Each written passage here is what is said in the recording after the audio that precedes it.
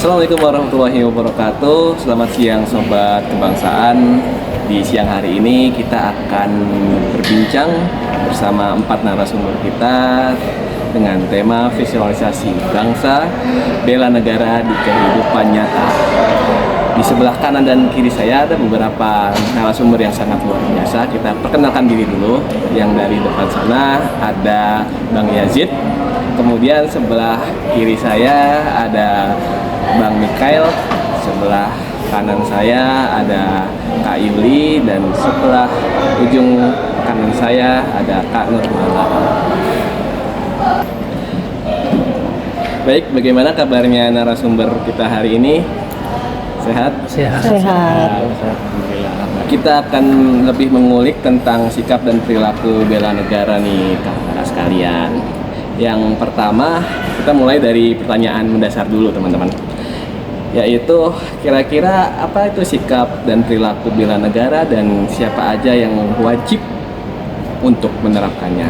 Nanti akan dijawab oleh Kak Michael. Silakan Kak Michael. Iya, sikap perilaku bela negara adalah sikap dan perilaku warga negara yang dilandasi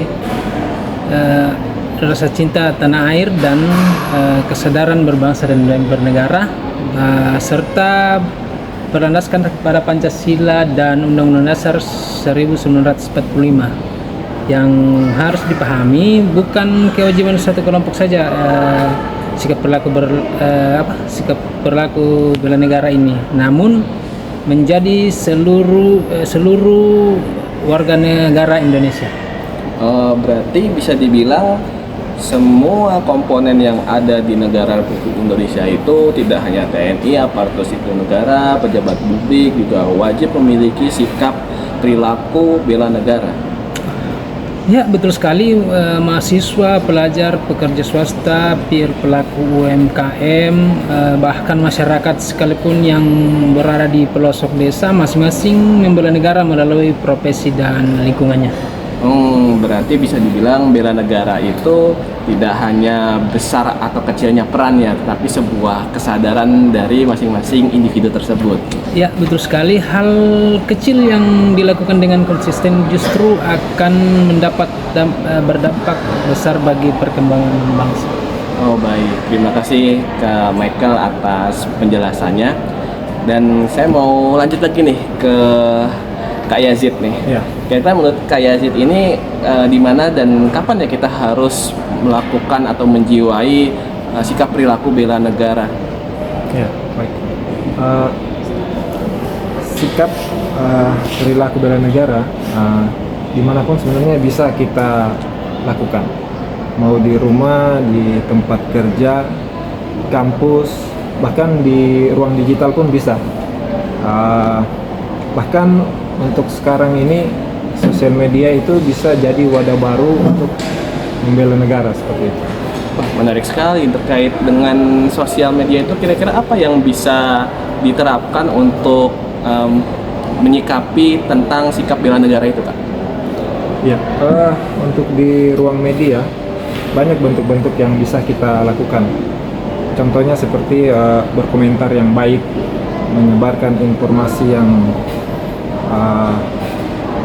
akurat, tidak menyebarkan hoax, bahkan mengajak kepada kebaikan, bisa dilakukan seperti itu. Baik, sekarang kita pindah ke Kak Yuli nih Kak. Menurut Kak Yuli, kira-kira mengapa sih sikap dan perilaku bela negara itu sangat penting untuk digaungkan? Iya, sikap perilaku bela negara itu saat ini sangat penting ya Kak untuk digaungkan. Soalnya tantangan bangsa saat ini tuh sudah berubah. Kita tidak lagi hanya mendapat ancaman fisik, tapi juga ancaman ideologi, informasi, dan juga budaya, seperti itu. Berarti ancamannya itu seringkali tidak terjadi secara langsung ya Kak? Iya benar. Seperti hoax yang terus diulang itu bisa mengakibatkan turunnya kepercayaan publik. Terus intoleransi dapat memecahkan persatuan. Kemudian yang terakhir, tanpa kesadaran bela negara, bangsa bisa rapuh dari dalam. Oh, berarti bisa dikategorikan ini sikap dan perilaku bela negara sebagai benteng ya Kak, secara tidak langsung. Iya, betul sekali. Sebagai ini ya, benteng moral, benteng sikap, dan tentunya karakter agar kita itu tetap satu sebagai bangsa Indonesia. Seperti itu, Kak. Baik, luar biasa sekali jawabannya Kak. Dan sekarang saya mau beranjak ke Kak Nirmala. Ini kayaknya ini kita buat sesi yang paling praktis ya.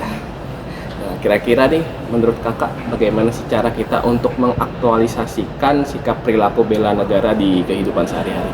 Kita bisa mulai dari hal sederhana, misalnya menghargai perbedaan, menjunjung nilai Pancasila, taat aturan, dan memiliki rasa tanggung jawab sebagai warga negara. Di ruang digital, misalnya seperti mulai dari berpikir kritis sebelum memberikan informasi, tidak mudah terprovokasi, dan menyampaikan pendapat secara santun.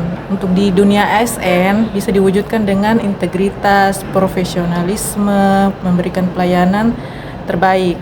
Untuk di lingkungan sekitarnya kita bisa aktif dalam kegiatan sosial, gotong royong, siap membantu saat dibutuhkan. Itu semua bentuk bela negara yang nyata bisa kita lakukan.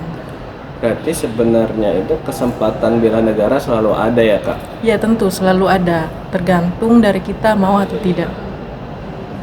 Baik teman-teman sekalian, dari diskusi kita hari ini kita simpulkan bahwa visualisasi bangsa tercermin dari perilaku kita sehari-hari. Kita harus bangga, berbangsa, dan bernegara bukan hanya slogan, tetapi tindakan nyata untuk konsisten baik di dunia nyata maupun digital. Terima kasih kepada para narasumber atas insight yang telah diberikan. Mari kita wujudkan Indonesia yang kuat, bersatu, berdaulat, berkarakter melalui sikap dan perilaku bela negara. Tanah airku tidak kulupakan, kan terkenal